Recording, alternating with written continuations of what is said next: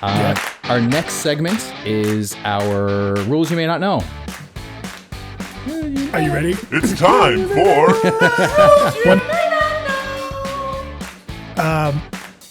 So yeah, really may not know this week, just because it came up in some discussions, especially with the recent release of Baldur's Gate 3 and how kind of hacked the jump/disengage function is.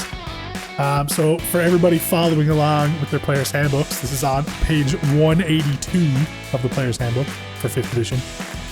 We're talking about jumping. So in previous editions, you had to roll to jump. There was a bit like an athletics check or something you had to make. In 5th edition, that's gone.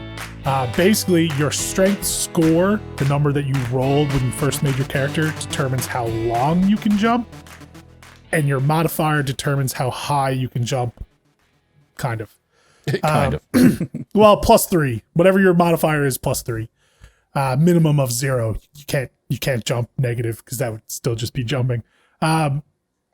But yeah, so long jump is you can cover the number of feet equal to your strength score if you move at least 10 feet first. But that jump counts as part of your movement. So if you're like a dwarf or a halfling, something that only has 25 feet of movement, and let's say you have a strength score of 20, if you run 10 feet, you can only, even though your strength score will allow you to jump 20, you can only jump 15. Because it counts as part of your movement. Right. And that includes even if you have the jump spell on you to let you triple your jump distance, you can still only jump your movement.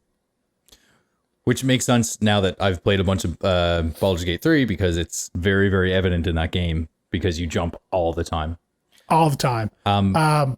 In that but game, you can't. Oops, sorry. Go ahead. In that game, though, you can jump to avoid opportunity attacks.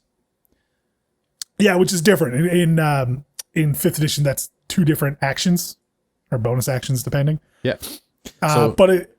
Oh, go ahead. And I don't know how I feel about that because it's a like you constantly use your bonus action to jump away from people, so it's a little bit constant. It's a little bit cheesy, but it works.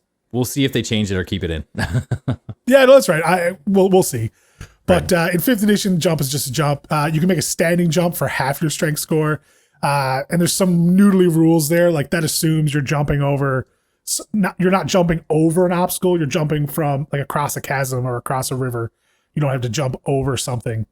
So you don't need to worry about the arc. Right. That makes sense. Right. And the high jump, like you said, is 3 plus your strength. If you move at least 10 feet before you jump, and like, it gives you rules. Like you can stretch out equal to 1.5 times your height. Try to bat something. I mean, it's all there. But you don't have to roll is the key. Like if you can jump 15 feet and you want to jump over a river, you can just do that. You don't need to roll. There's no failing, which is nice. Yeah. If you have to jump over a chasm that's 100 feet down, there's no save or die mechanic in there. You can just jump. That would be one intense roll. Yeah, right? Right? Are you sure you want to try? Yeah. That's something that I would 100% have to look up every time that I would try to jump as a DM, without a doubt. Oh yeah, it's. I feel like it's infrequently used in combat, depending on your terrain. Mm-hmm. So it tends to not be something people know off the top of their head, unless you play Baldur's Gate 3 and you use it every single time. But yeah, so it makes sense if you think of it as a disengage, as opposed to just a jump. So.